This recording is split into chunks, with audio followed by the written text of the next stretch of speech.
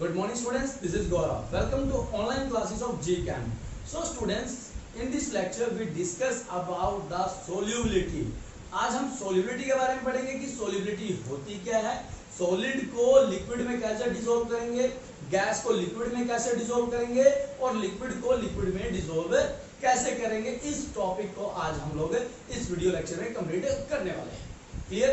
तो बच्चों, पिछले लेक्चर में हम लोगों ने क्या डिस्कस किया था कि कैसे ये सॉल्युबिलिटी को एक्सप्रेस करेंगे, किस टर्म में, कंसंट्रेशन के टर्म्स में। कुछ टेम्परेचर डिपेंडेंट थी, कुछ टेम्परेचर इंडिपेंडेंट थी। इतना क्लियर? तो आज का टॉपिक हम स्टार्ट करने वाले हैं। The name of the topic is solubility. क्या रहेगा बच्चों? सॉल्युबिलिटी के बारे में हम लोगों ने डिस्कस करना है। क्लियर? अब ये सॉल्युबिलिटी होती क्या है वो देखते हैं। देखो बच्चों, आप लोगों के पास दो चीज होती है, सोल्यूट। क्लियर? आप लोग किसमें डिसॉल्व करते हो? सॉल्वेंट में। जब डिसॉल्व हो जाए तो उस चीज को हम बोल देते हैं सॉल्यूशन। और सॉल्यूशन क्या था? एक होमोजेनस मिक्सचर होता है। यही था। सोल्यूट कितना डिसॉल्व हुआ है हमारे सॉल्वेंट में और मिलने के बाद उसने क्या बनाया? सॉल्यूशन। उसी चीज को तो हम क्या बोलते हैं? सॉल्युबिलिटी या सॉल्यूशन हम लोग बोलते हैं। और सॉल्यूशन कैसा होता है? होमोजेनस मिक्सचर होता है। क्लियर? तो यहाँ पर कुछ इंपॉर्टेंट डेफिनेशन है जो आपके एक्सप्रेस करेंगी कि अगर आपके पास जो सोल्यूट है वो कैसा है? सॉलिड फॉर्म में है, सॉल्वेंट है जो वो लिक्विड फॉर्म में है, तो वो कितना डिसॉल्व हुआ। क्लियर? अगर डिसॉल्व हुआ तो उस प्रोसेस को क्या बोलेंगे? अगर वो डिसॉल्व ना हुआ तो उस प्रोसेस को क्या बोलेंगे? अगर आधा डिसॉल्व हो जाए, आधा बच जाए, तो उस चीज को हम क्या बोलेंगे? तो ये छोटी छोटी टर्म्स हैं, बहुत इंपॉर्टेंट है, जो आपको कंसेप्ट पढ़ते टाइम ना काफी डिफिकल्ट रहने वाली है। तो इन छोटी छोटी टर्म्स को डिस्कस करते हैं। देखिए, सबसे पहले जो टर्म आती है दैट इज डिसोल्यूशन। ये बच्चे काफी बार पूछते हैं कि सर डिसोल्यूशन क्या होता है, इसके बारे में थोड़ा डिस्कस करें। तो देखिए, डिसोल्यूशन क्या होता है? जब when solute particle, इसकी डेफिनेशन लिख लीजिए बच्चों ताकि आप लोगों को इजी रहे याद करने में। क्लियर? और कई बार जो खासकर स्टेट बोर्ड एग्जाम होते हैं ना, वहां पर ये डायरेक्ट डेफिनेशन भी पूछ ली जाती है। तो लिखेंगे when solute particle dissolved in solvent, dissolved in solvent, किसमें डिसॉल्व करेंगे? सॉल्वेंट में। अब देखिए, जैसे हम सोल्यूट को डिसॉल्व करते जा रहे हैं सॉल्वेंट में, तो क्या होगा बच्चों? अब सोल्यूट की कंसंट्रेशन क्या होगी? बढ़ जाएगी। एंड इट्स कंसंट्रेशन इंक्रीज, उसकी कंसंट्रेशन क्या हो जाए? बढ़ जाए। किसकी? सोल्यूट की। किसके अंदर? सॉल्वेंट के अंदर। And its concentration increase. तो ऐसी प्रोसेस को हम क्या बोलेंगे? डिसोल्यूशन प्रोसेस बोलेंगे। This process is known as dissolution. ऐसी प्रोसेस को हम क्या बोलेंगे? डिसोल्यूशन। कितना क्लियर हुआ? तो ये जी बच्चों डिसोल्यूशन की डेफिनेशन बहुत बारी एग्जाम, जो स्टेट बोर्ड एग्जाम होते हैं, उनमें पूछी जाती है। क्लियर? तो देखिए क्या बोलता है कि सोल्यूट पार्टिकल को सॉल्वेंट में हम लोगों ने डिसॉल्व किया, अगर पूरा डिसॉल्व हो जाता है, क्या हो जाता है? डिसॉल्व हो जाता है और उसकी कंसंट्रेशन क्या हो जाए? बढ़ जाए। किसकी? जो आपका सॉल्यूशन है। क्लियर? किसके अंदर? सोल्यूट की कंसंट्रेशन बढ़ जाए सॉल्यूशन के अंदर, तो हम उसको क्या बोलेंगे? डिसोल्यूशन। इतना क्लियर? अब नाउ द सेकंड डेफिनेशन। देखिए, पहली डेफिनेशन थी, अब सेकंड डेफिनेशन के बारे में बात करते हैं, दैट इज क्रिस्टलाइजेशन। क्या बोलेंगे? क्रिस्टलाइजेशन क्या होती है? नाम से ही क्लियर है, क्या बन जाएंगे? क्रिस्टल बनेंगे। क्या बोलता है? क्रिस्टलाइजेशन। अब क्रिस्टलाइजेशन होता है क्या बच्चों? देखिए, जब कुछ सोल्यूट पार्टिकल सॉल्वेंट के साथ मिक्स होकर सॉल्यूशन बना देते हैं, मगर कुछ पार्टिकल ऐसे होते हैं जो सोल्यूट वाले सॉल्वेंट के साथ मिक्स ना होकर उल्टा सोल्यूट सॉल्वेंट के साथ बॉन्ड बना लेते हैं। क्लियर? जब ऐसा कुछ घटना घट जाए हमारे इस मिक्सचर के अंदर कि सोल्यूट के साथ ही मिलकर नीचे सेटल हो गया, तो वहां पर एक क्रिस्टल बन जाते हैं नीचे, तो उस प्रोसेस को बोलते हैं क्रिस्टलाइजेशन। क्लियर? जब क्या होता है? When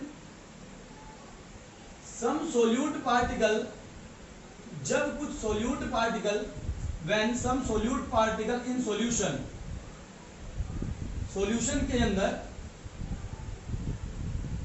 when some solute particle in solution collide with solid solute particle, solid solute particle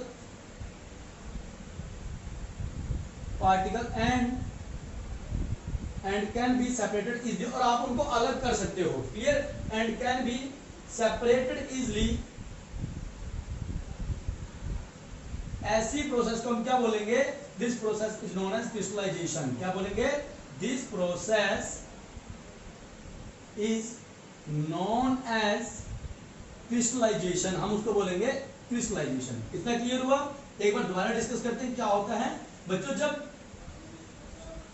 जब सोल्यूट सोलवेंट के साथ मिक्स ना होकर आपस में सोल्यूट के साथ ही कोई बॉन्ड बना ले और क्रिस्टल बना दे, और वो क्रिस्टल क्या होंगे, सोल्यूट नीचे शिफ्ट हो जाएंगे आपके सॉल्यूशन के। फॉर एग्जांपल मेरे पास कोई बीकर है 100 ml का, 200 ml का लेके चलते 250 ml का, तो मैंने सॉल्यूशन बनाया, साइड से देखेंगे कि हम लोगों ने कुछ मिक्स किया तो वो नीचे सेटल हो गया। नीचे सेटल हो गया इसका मतलब क्या हुआ कि वो सोलवेंट के अंदर मिक्स ही नहीं हुआ भाई, वो तो ऐसा कैसा रहेगा, उसके दूसरे जो सॉल्यूट पार्टिकल थे उनके साथ मिक्स हो गया और अलग से बॉन्ड बना के वो नीचे बैठ गया। क्लियर? तो ऐसी प्रोसेस को हम क्या बोलेंगे, क्रिस्टलाइजेशन बोलेंगे। क्या बोलेंगे? क्रिस्टलाइजेशन। पहली क्लियर हुई डिसोल्यूशन, दूसरी क्या है, क्रिस्टलाइजेशन। अब जो तीसरी जो डेफिनेशन रहती है दैट इज डायनामिक इक्विलिब्रियम। क्या होगा? डायनामिक इक्विलिब्रियम के बारे में डिस्कस करते हैं। ये उतार दिया ना सब लोगों ने, रफ कर दूं? ठीक है, तो देखिए अब क्या है डायनामिक इक्विलिब्रियम। अभी जो दो प्रोसेस हम लोगों ने पढ़ी है, अगर ये दोनों प्रोसेस एक साथ हो जाए, क्या हो जाए, जो प्रोसेस अभी हम लोगों ने पढ़ी है अगर ये दोनों एक साथ हो जाएं तो ऐसी प्रोसेस को क्या बोलेंगे, डायनामिक इक्विलिब्रियम बोलेंगे बच्चों। क्या बोलेंगे? Dynamic equilibrium. अब देखिए डायनामिक इक्विलिब्रियम क्या होता है,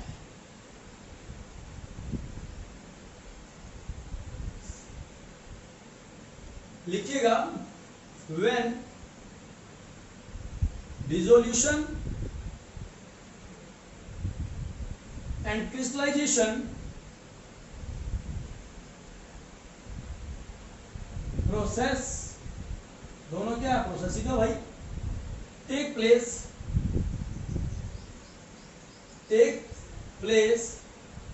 क्लियर एट सेम रेट, दोनों एक ही स्पीड से एक साथ हो जाएं, तो ऐसी स्टेज को स्टेज इसको लिखेंगे यहाँ पर, it is a stage, it is a stage, ये एक स्टेज होती है बच्चों। Clear? It is a stage when dissolution and crystallization process. Clear हो? अब देखिए मान के चलो आपके पास क्या है, 100 सोल्यूट के पार्टिकल हैं और 50 सोल्यूट के पार्टिकल हैं। 50 में से 25 तो 100 सोलवेंट के साथ मिक्स हो गए, ये प्रोसेस हो गई डिसोल्यूशन। जो 25 बच गए ना, अगर वो 25 खुद ही एक दूसरे के साथ बॉन्ड बनाकर नीचे सॉल्यूशन में सेट हो जाएं, तो ऐसी स्टेट को हम क्या बोलेंगे, प्रोसेस को बोलेंगे क्रिस्टलाइजेशन। अब क्या हो रहा है कि डिसोल्यूशन भी हो रहा है और क्रिस्टलाइजेशन भी हो रहा है, तो हम बोलेंगे ऐसी स्टेज को डायनामिक इक्विलिब्रियम।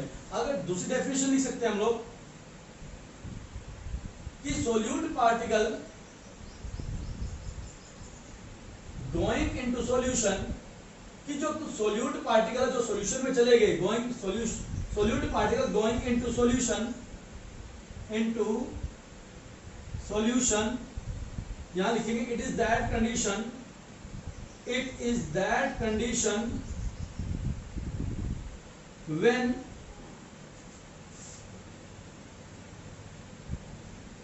ये एक अनदर डेफिनेशन होगी बच्चों, ठीक है। It is that condition when solute particle going into solution is equal to solute particle collide is equal to solute particle, जो सोल्यूट पार्टिकल होगा वो क्या करेगा, particle collide with other solute particle, जो बाकी दूसरे सोल्यूट पार्टिकल होंगे ना उनके साथ ही वो मिक्स हो जाएगा पार्टिकल। जब ये दोनों क्या हो, एक साथ हो, ये दोनों कंडीशन क्या हो, एक साथ हो, तो ऐसी स्टेज को हम क्या बोलेंगे, डायनामिक इक्विलिब्रियम बोलेंगे बच्चों। क्या बोलेंगे, डायनामिक इक्विलिब्रियम। इतना क्लियर? अब नेक्स्ट जो टर्म आती है दैट इज सैचुरेटेड सॉल्यूशन। क्या होता है उसके बारे में डिस्कस करते हैं। देखिए होता है क्या है सैचुरेटेड सॉल्यूशन, ये बता दिया ना सबने, क्लियर कर दूं? बहुत बढ़िया। अब देखिए सैचुरेटेड सॉल्यूशन क्या होता है बच्चों, जो हमारा रूम टेम्परेचर होता है जिसको हम ऑर्डिनरी टेम्परेचर या नॉर्मल टेम्परेचर बोल देते हैं। क्लियर? आप वहां पर सोल्यूट को सोलवेंट के अंदर मिक्स कर रहे हो, एक स्टेज आती है कि वहां पर सोल्यूट ना सोलवेंट के अंदर मिक्स होना बंद हो जाता है। फॉर एग्जांपल आप लोग नींबू पानी बना रहे हो, ठीक है, आपने पानी लिया, पानी में शुगर डालना स्टार्ट कर दिया, पहले 1 स्पून डाला, फिर 2 स्पून डाले, ठीक है, तो क्या होगा कि आप लोग उसको कंटिन्यूसली शेक कर रहे हो। शेक करते करते क्या देख रहे हो कि आप लोग जब आपने 3 से 4 स्पून डाल दिए तो वहां पर एक ऐसी स्टेज आ जाती है कि जो शुगर होती है वो डिसॉल्व होना बंद हो जाती है आपके वाटर के अंदर। इतना क्लियर? मैं रिपीट कर रहा हूँ, आप लोग क्या बना रहे हो, लेमन शेक बना रहे हो, नींबू पानी बना रहे हो, आपने वाटर लिया, उसमें 2 से 4 स्पून डाले किस चीज के, शुगर के, आप लोगों ने 4 डाल दिए, अच्छे से डिसॉल्व हो गए। जब 5वां स्पून आपने डाला तो आपने क्या देखा कि वो टाइम ले रहा है, अब वो डिसॉल्व होना बंद हो गया, मतलब शुगर क्या थी, सॉल्यूट था। जब वो वाटर के अंदर डिसॉल्व होना बंद हो जाए तो ऐसे सॉल्यूशन को हम बोलेंगे सैचुरेटेड सॉल्यूशन। क्या बोलेंगे? Saturated solution. देखिए लिखिएगा डेफिनेशन, सैचुरेटेड सॉल्यूशन क्या होता है, लिखेंगे when no more solute is dissolved, clear है, into solution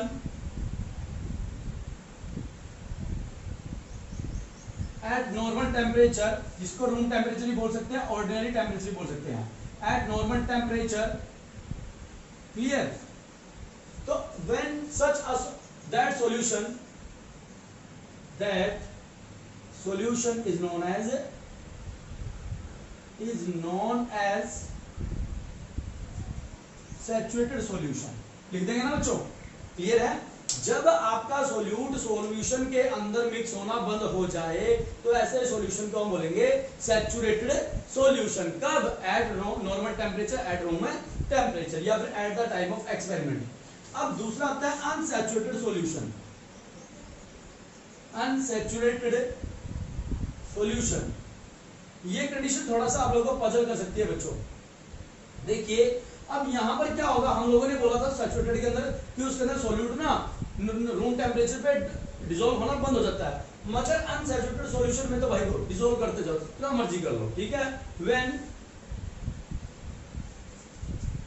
more solute is dissolve, जब आपका सोल्यूट डिसॉल्व होता जाए, ठीक है, when more solute is dissolve into solution at room temperature या एट द एक्सपेरिमेंटल टेम्परेचर, ठीक है, एट रूम टेम्परेचर, कुछ ही बोल सकते हो आप लोग, ठीक है। तो क्या बोलता है कि ऐसा सॉल्यूशन जिसके अंदर सोल्यूट का कंफर्म नहीं है, जितना मर्जी डिसॉल्व कर दो, क्लियर है बच्चों, ऐसे सॉल्यूशन को बोलेंगे अनसैचुरेटेड सॉल्यूशन। बहुत सारे न्यूमेरिकल भी आते हैं, वहां पर आप लोग पजल हो जाओगे कि ये सॉल्यूट कौन सा है और सॉल्वेंट कौन सा है, क्लियर। फॉर एग्जांपल ऐसा आता है कि 80% ethylene glycol dissolve in water. अब बताओ कि वहां पर सॉल्यूट कौन है और सॉल्वेंट कौन है। अगर 80% इथाइलिन ग्लाइकोल उसने बोल दिया तो बताओ सॉल्यूट कौन होगा, और सॉल्यूशन भी कैसा है, एक्वस है, तो पजल हो गए ना। तो ऐसे सॉल्यूशन को हम क्या बोलेंगे, जहां पर सॉल्यूट की मात्रा सॉल्वेंट के इक्वल हो जाए, तो ऐसे सॉल्यूशन को बोलते हैं अनसैचुरेटेड सॉल्यूशन।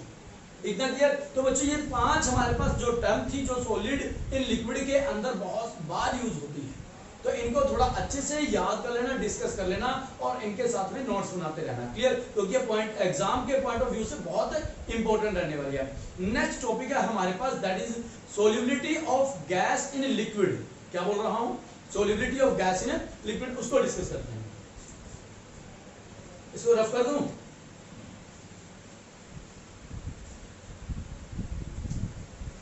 हाँ, तो सबसे पहली जो टर्म आएगी यहां पर वो आती है एब्जॉर्प्शन कोएफिशिएंट। क्या होता है, ये कई बार ना स्टेट बोर्ड एग्जाम में पूछा गया है, और जो एस्टेट और जो आपके कॉम्पिटिटिव एग्जाम होते हैं वहां पर भी ये पूछा जाता है कि एब्जॉर्प्शन कोएफिशिएंट क्या होता है, जिसको हम अल्फा से डिनोट करेंगे। किससे डिनोट करेंगे, तो अल्फा से, absorption coefficient.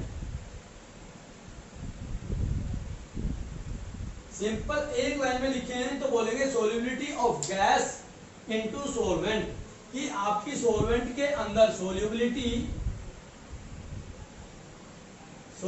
Of gas into solvent, कि सॉल्वेंट के अंदर आपकी कितनी गैस डिसॉल्व हुई है, उसको हम क्या बोल देते हैं, एब्जॉर्प्शन कोएफिशिएंट बोलते हैं। इसकी डेफिनेशन लिखिएगा, यहां पर डेफिनेशन लिखते हैं, it may be defined as the volume of gas measured, the volume of gas measured at STP, STP क्या होता है बच्चों? हमारा standard temperature and pressure, standard temperature and pressure. Clear? Standard temperature कितना होता है हमारा? 273 केल्विन। क्लियर? जिसको डिग्री 0 डिग्री सेल्सियस के इक्वल भी लेके चलते हैं। प्रेशर कितना होगा? 1 बार। ये बात ध्यान रखना, स्टैंडर्ड टेम्परेचर एंड प्रेशर में इतना हमारा टेम्परेचर होता है, इतना हमारा प्रेशर होता है। मैंने क्या लिखा? इसको हम डिफाइन करते हैं कि जो वॉल्यूम ऑफ गैस मेजर करी, हम लोगों ने क्या लिया? गैस को मेजर किया। क्लियर है? देखो बच्चों, अब गैस क्या है भाई? वो तो उसके पार्टिकल काफी ज्यादा दूर होते हैं, तो आप उसको आसानी से पकड़ नहीं पाएंगे। तो मैंने एट एसटीपी भी क्या होता है? जो गैस के पार्टिकल होते हैं काफी क्लोज आ जाते हैं, बिल्कुल वो लिक्विड तो नहीं बनेंगे मगर लिक्विड जैसे दिखाई देना स्टार्ट हो जाते हैं। क्लियर? तो वहां पर हम लोग उसको मेजर करेंगे और फिर सोलवेंट के पास लेके जाएंगे। कहां लेके जाएंगे? सोलवेंट के पास। सोलवेंट तो होगा जहां आपका सोलवेंट के पास जो टेम्परेचर होगा वो क्या होगा? कुछ भी हो सकता है, जो आप लोग एक्सपेरिमेंट कर रहे हो। क्लियर? तो मैंने क्या किया? Volume of gas measured eight STP, मैंने गैस को मेजर किया and dissolved into solvent. It may be defined as the volume of gas measured at STP and dissolved into solvent.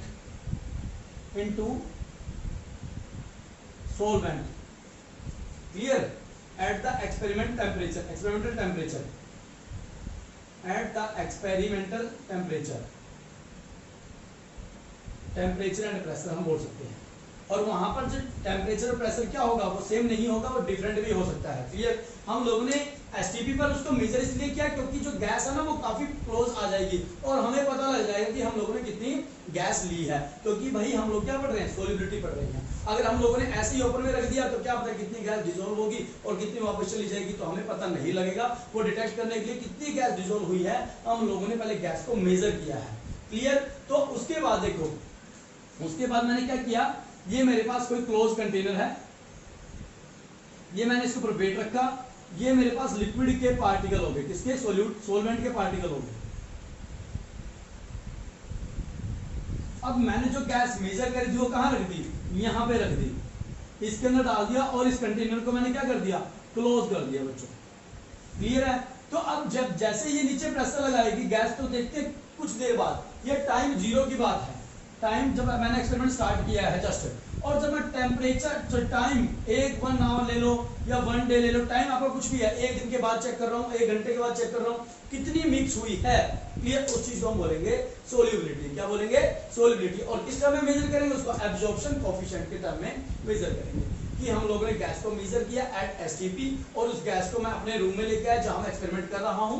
मैंने कंटेनर में डाला, कंटेनर में डालने के बाद मैं चेक करूंगा उसको 1 आवर के बाद, 2 आवर के बाद, जो मेरी कंडीशंस रहेंगी उनके बिहाफ से मैं उसको चेक करूंगा। इतना क्लियर? और फिर मैं उसको नाम दूंगा सोल्यूबिलिटी। सोल्यूबिलिटी मुझे क्या बताएगी? कितनी गैस हमारी डिसॉल्व हुई है।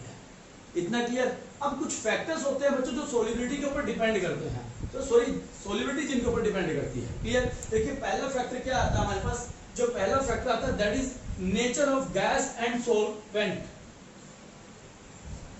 इसकी बात करेंगे, नेचर ऑफ गैस और सोलवेंट की हम लोग बात करेंगे कि आपकी गैस होती है वो किन फैक्टर्स के ऊपर डिपेंड करती है कि वो ज्यादा से ज्यादा सोलवेंट हो। क्लियर? सबसे पहला फैक्टर क्या आएगा हमारे पास? Nature of gas and solvent. तो लिखेंगे factors on which solubility depends. ऐसे कौन से फैक्टर हैं जिनके ऊपर सोल्यूबिलिटी डिपेंड करती है? देखिए पहला फैक्टर लिखेंगे nature of solute and solvent. Solute क्या है? गैस। नेचर ऑफ गैस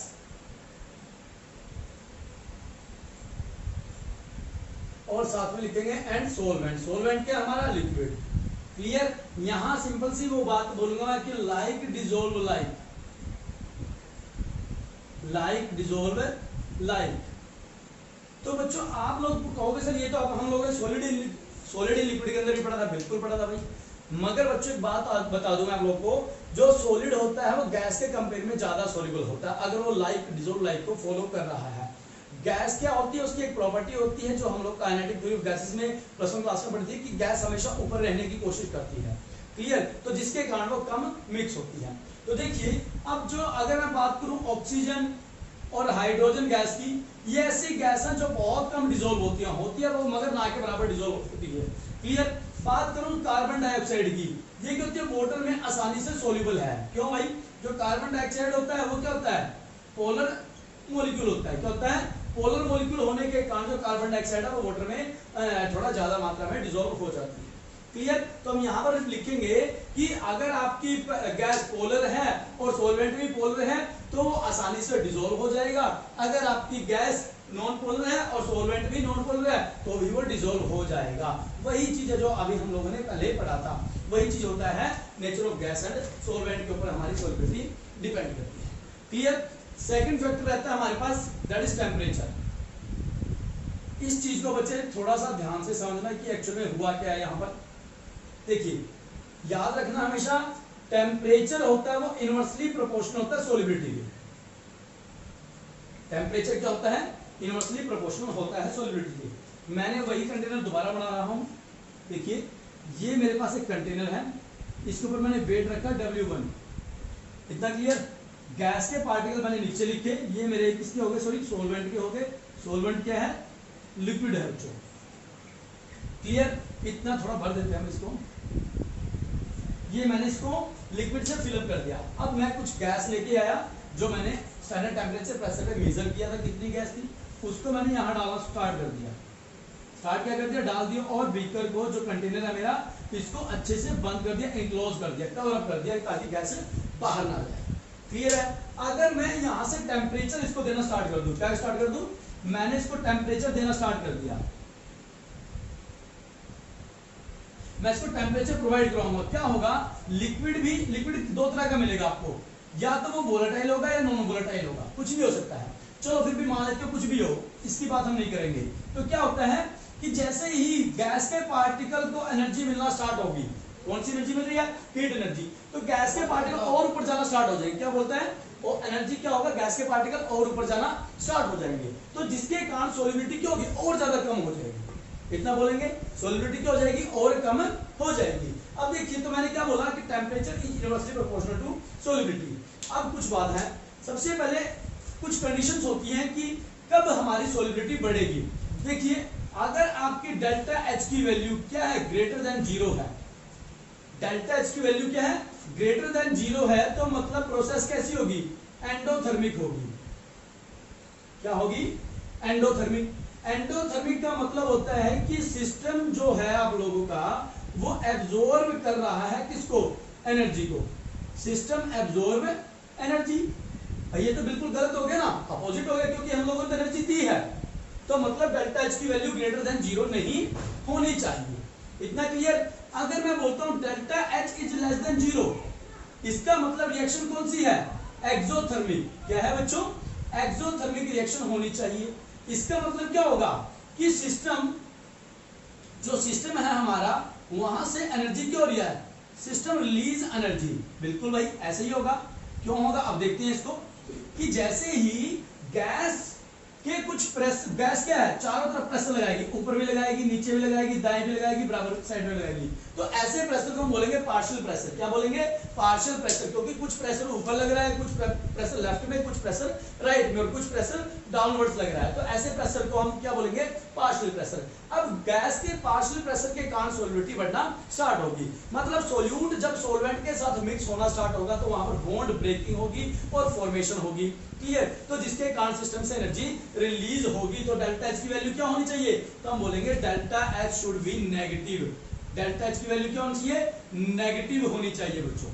इतना क्लियर, डेल्टा एच की वैल्यू क्या होगी, नेगेटिव। उसके बाद एक बात और हमें पता है कि अगर टेम्परेचर मैं बढ़ा रहा हूं तो एंट्रोपी क्या होती है, डिस्टर्ब होती है, क्लियर है। अब थोड़ा सा एंट्रोपी को भी समझते हैं। मान के चलो ये गैस के पार्टिकल ऐसे हैं, क्लियर है, गैस के पार्टिकल ऐसे हैं, जब हमारा टेम्परेचर कांस्टेंट है, एट कांस्टेंट टेम्परेचर गैस के पार्टिकल ऐसे रखे हैं, मैंने टेम्परेचर बढ़ा दिया, इनकी रैंडमनेस गायब हो जाएगी। क्या हो जाएगी, गायब हो जाएगी। क्लियर, इसका मतलब है अगर रैंडमनेस बढ़ जाती है, क्लियर, तो गैस हमारी डिसॉल्व नहीं होगी लिक्विड के अंदर। आई रिपीट इट कि अगर गैस के पार्टिकल की रैंडमनेस बढ़ जाती है तो गैस हमारी बिल्कुल भी डिसॉल्व नहीं होगी। अब देखिए, जब हमारे गैस के पार्टिकल एक ऑर्डर में हैं तो उसको बोलते हैं नेगेटिव एंट्रोपी। क्या बोलते हैं? Negative entropy. मोनू भाई क्लियर है ना? ये थोड़ा देखते रहे इधर। नेगेटिव क्या बोलता है? नेगेटिव एंट्रोपी का मतलब क्या है कि गैस के जो पार्टिकल हैं वो फिक्स है।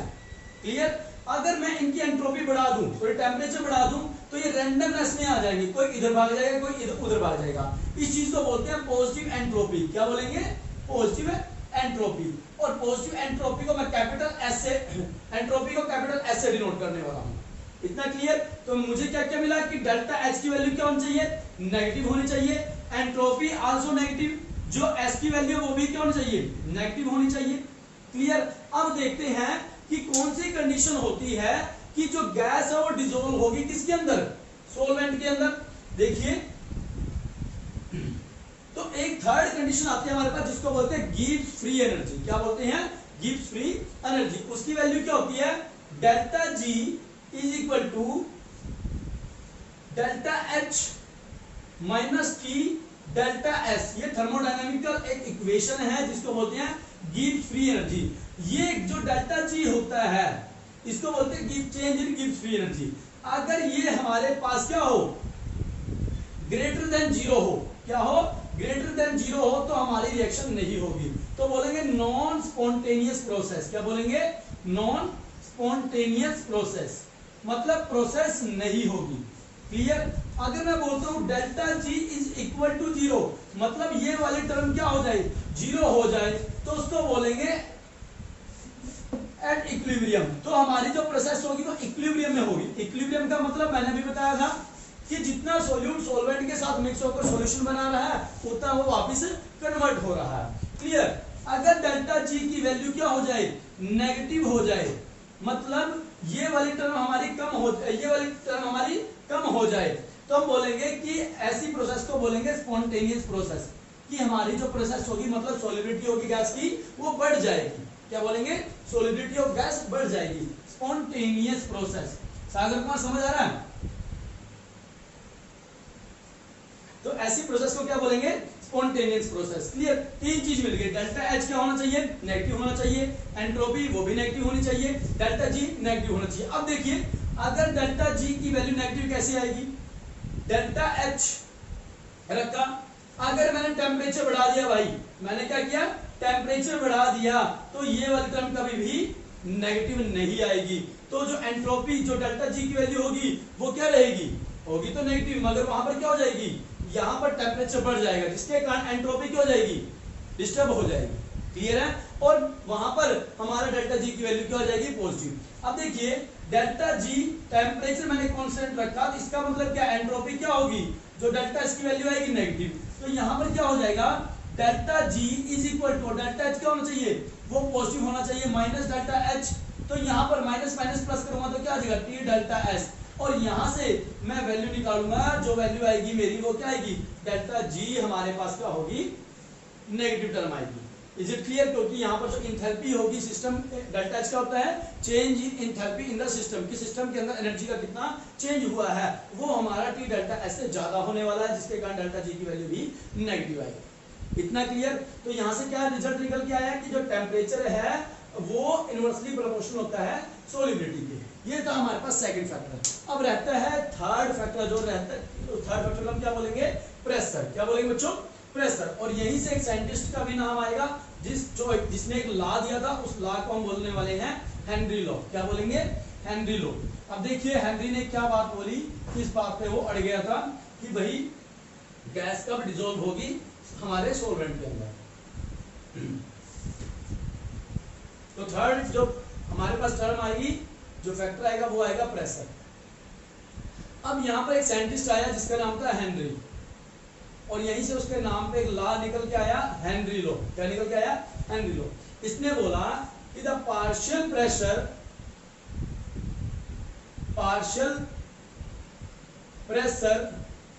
Of a gas of a gas, clear, the partial pressure of a gas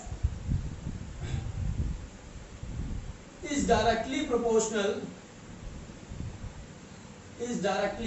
partial pressure of a gas over the surface of, over the, क्या लिखेंगे, over the surface of solvent, surface की solvent की surface पे, over the surface of a solvent is directly proportional,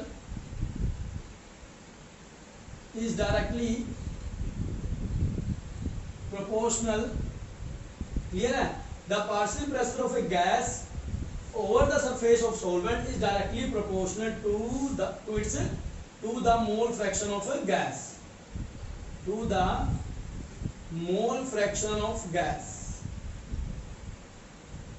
clear, the partial pressure of a gas over the surface of solvent is directly proportional to the mole fraction of a gas. इसका मतलब समझेंगे अब क्या बोलता है। देखिए ये मेरे पास कोई कंटेनर है बच्चों, क्लियर, W1, मैंने इसके ऊपर वेट रखा, वेट रखने के बाद ये क्या थे, सोलवेंट के पार्टिकल हो गए, किसके हो गए, सोलवेंट के, और ओवर द सरफेस क्या है, गैस के पार्टिकल हैं, ये मान के चलो गैस के पार्टिकल हो गए। अब ये ऊपर भी प्रेशर लगाएंगे, साइड में लगाएंगे, इधर भी लगाएंगे, ऐसे लगाएंगे, अब प्रेशर क्या हो गया, बढ़ गया, क्लियर है, आधा प्रेशर इसका, आधा सबका आधा लेके चल रहे हैं हम, क्यों नीचे की तरफ लगा रहे हैं, ऐसे प्रेशर को क्या बोलेंगे, पार्शियल प्रेशर। अब देखो मैंने दूसरा, अब मैंने इसी कंटेनर के ऊपर क्या किया, वेट रख दिया W1, W2, W3, और हमारा जो पिस्टन था वो नीचे आ गया, ठीक है। अब क्या होगा, गैस के पार्टिकल के साथ, सोलवेंट के पार्टिकल के साथ गैस के पार्टिकल मिक्स होना स्टार्ट हो गए, ठीक है। अब जो हेनरी था उसने बोला कि ये गैस के पार्टिकल है जो सोलवेंट के साथ कितना मिक्स होंगे, वो बताएगा, कौन बताएगा, इनका पार्शियल प्रेशर, कि जितना पार्शियल प्रेशर होगा वो डायरेक्टली प्रोपोर्शनल होगा to the mole fraction of gas, मतलब कि गैस के पार्टिकल ऊपर जितने ज्यादा होंगे उतना ही उनका पार्शियल प्रेशर होगा, और जितना पार्शियल प्रेशर होगा उतना ही ज्यादा सोल्युबिलिटी आएगी। तो यहाँ पर एक इसने लो दिया कि partial pressure is directly proportional to mole fraction of solute, solute कौन है, जिसको हम गैस बोलेंगे, क्लियर, कि गैस के पार्टिकल के जितने ज्यादा होंगे उतना उनका पार्शियल प्रेशर होगा। जैसे ही मैं यहाँ से डायरेक्टली प्रोपोर्शनल का सिंबल हटाऊंगा तो एक कांस्टेंट आएगा जिसको KH से डिनोट करूंगा, KH for Henry constant, clear. तो यहाँ लिखेंगे, ये मेरे पास एक नया लॉ बन जाता है, एक नया फॉर्मूला बन जाता है, और बच्चों यहाँ पर KH क्या होता है, इसको बोलेंगे हेनरी कांस्टेंट, क्या बोलेंगे, हेनरी कांस्टेंट। इतना क्लियर हुआ। तो देखिए P is equal to KHX, Henry constant. अब यहां से एक फॉर्मूला निकालता हूं मैं, KH is equal to P/X, एक नया फॉर्मूला बन गया। अगर अब देखिए बहुत सारे न्यूमेरिकल में आप लोगों से पूछेगा कैलकुलेट द या फाइंड द हेनरी कांस्टेंट, तो यही से मैं फॉर्मूला डिराइव कर लूंगा KH is equal to P/X। अगर मेरे पास ये पार्शियल प्रेशर कांस्टेंट हो जाता है तो मेरे पास क्या होगा, जो हेनरी कांस्टेंट होगा that is the inversely proportional to the mole fraction, clear. अब एक और बात, अब हम लोगों ने पढ़ा था temperature is inversely proportional to solubility. अब सोल्युबिलिटी को किसमें मेजर करेंगे, कंसंट्रेशन टर्म्स में, जो मोल फ्रैक्शन है वो क्या है, कंसंट्रेशन टर्म है। तो मैं लिख सकता हूं KH is inversely proportional to solubility, बोल सकता हूं ना कि KH is inversely proportional to solubility. अब देखिए जब KH क्या है, इनवर्सली प्रोपोर्शनल सोल्युबिलिटी के, तो हम क्या बोल सकते हैं कि जो KH होगा वो डायरेक्टली प्रोपोर्शनल होगा किसके, टेम्परेचर का। तो ये बच्चों कुछ रिजल्ट्स हैं जो आप लोग हमेशा याद रखना, क्लियर। तो यहीं से एक बात और निकल के आती है कि जो सोल्युबिलिटी होगी गैस की लिक्विड के अंदर, क्लियर है, जो सोल्युबिलिटी होगी गैस की लिक्विड के अंदर अगर टेम्परेचर बढ़ा दिया तो वो सोल्युबिलिटी घट जाएगी। यही रीजन होता है बच्चों, जो एक्वेटिक स्पीसीज होती है, एक्वेटिक ऑर्गेनिज्म होते हैं, वो कोल्ड वाटर में रहना पसंद करते हैं एज कंपेयर टू किसमें, हॉट वाटर में। इतना क्लियर। तो बच्चों ये था आज का हमारा टॉपिक जो था solubility of gas in liquid और solubility of solid in liquid. Next lecture में हम इसके कुछ एप्लीकेशंस के साथ में न्यूमेरिकल करेंगे। हाँ, हेनरी कांस्टेंट के जितने भी न्यूमेरिकल हमारे प्रीवियस एग्जाम में आए हुए हैं उनको फिनिश करने वाले हैं। तो आज के लिए इतना ही काफी। और दोस्तों आगे जाने से पहले एक छोटी सी बात बोलना चाहूंगा, अगर आप लोग हमारे चैनल पर नए हैं तो वीडियो को लाइक, शेयर और सब्सक्राइब करना मत भूलिएगा, क्लियर।